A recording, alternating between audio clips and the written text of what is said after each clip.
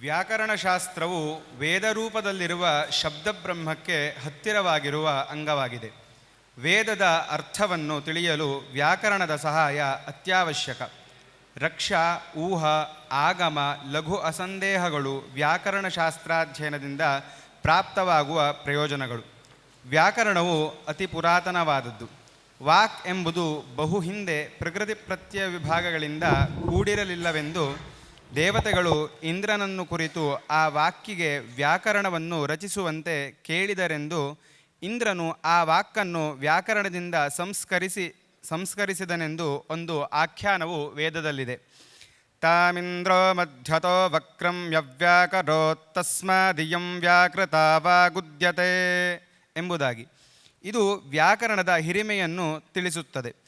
ವ್ಯಾಕರಣಶಾಸ್ತ್ರಗಳು ಅನೇಕವಿದ್ದರೂ ಈಶ್ವರನ ವರಪ್ರಸಾದದಿಂದ ಪಡೆದ ಶಿವಸೂತ್ರಗಳಿಂದ ಕೂಡಿರುವ ಪಾಣಿನಿಯ ವ್ಯಾಕರಣವೇ ಪ್ರಸಿದ್ಧವಾದದ್ದು. ಅಂತಹ ಪಾಣಿನಿ ವ್ಯಾಕರಣದ ಅಷ್ಟಾಧ್ಯಾಯಿ ಸೂತ್ರ ಗ್ರಂಥದ ಕೆಲವು ಸೂತ್ರಗಳನ್ನು ನಿಮ್ಮ ಮುಂದೆ ಪ್ರಸ್ತುತಪಡಿಸಲಿದ್ದಾರೆ ಶಿವಗುರುಕುಲದ ವಿದ್ಯಾರ್ಥಿಗಳಾದ ಮನೋಜ, ಭರತ, ಸುಖೇಶ ಇವರು. ಏನಾಕ್ಷರಸಮಾಮ್ನಾಯಮಧಿಗಮ್ಯ ಮಹೇಶ್ವರಾತ್ ಕೃತ್ಸ್ನಂ ವ್ಯಾಕರಣಂ ಪ್ರೋಕ್ತಂ ತಸ್ಮೈ ಪಾಣಿನಯೇ ನಮಃ. ಯೇನ ಧೌತಾ ಗಿರಃ ಪುಂಸಾಂ ವಿಮಲೈಃ ಶಬ್ದವಾರಿಭಿಃ ತಮಶ್ಚಾಜ್ಞಾನಜಂ ಭಿನ್ನಂ ತಸ್ಮೈ ಪಾಣಿನಯೇ ನಮಃ. ವಾಕ್ಯಕಾರಂ ವರರುಚಿಂ ಭಾಷ್ಯಕಾರಂ ಪತಂಜಲಿಂ ಪಾಣಿನಿಂ ಸೂತ್ರಕಾರಂ ಚ ಪ್ರಣತೋಸ್ಮಿ ಮುನಿತ್ರಯಂ. ಅಥ ಪ್ರಥಮೋऽಧ್ಯಾಯಃ ಪ್ರಥಮಃ ಪಾದಃ ವೃದ್ಧಿರಾದೈ ಚ ಅದೇಂಗುಣಃ. ಏಕೋ ಗುಣವೃದ್ಧಿ ನ ಧಾತುಲೋಪ ಆರ್ಧಧಾತುಕೆ ಕ್ನೀತಿ ಚ ದೀರ್ಘೀವೇ ವೀಟಾಂ. ಹಲೋನಂತರ ಸಂಯೋಗಃ ಮುಖನಾಸಿಕಾ ವಚನೋನುನಾಸಿಕಃ.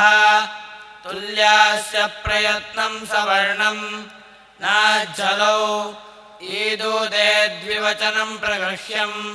ಅದಸೋಮಾತ ಶೇ ನಿಪಾತ ಏಕಾಜನಾನ್ ಓತ ಸಂಬುದ್ಧೌ ಶಾಕಲ್ಯಸ್ಯೇತಾವನಾರ್ಷೇ ಉಞಃ ಓಂ ಈದೂತೌ ಚ ಸಪ್ತಮ್ಯರ್ಥೆ ದಾಧಾಕ್ಫಲಾಪ ಆದ್ಯಂತವದೇಕಸ್ಮಿನ್ ತರಪ್ತಮಪೌಘಃ. ಬಹುಗಣವತುಡತಿ ಸಂಖ್ಯಾ ಶ್ನಾಂತ ಷಟ ದತಿ ಚ ತಕ್ಕವತೋ ನಿಷ್ಠಾ.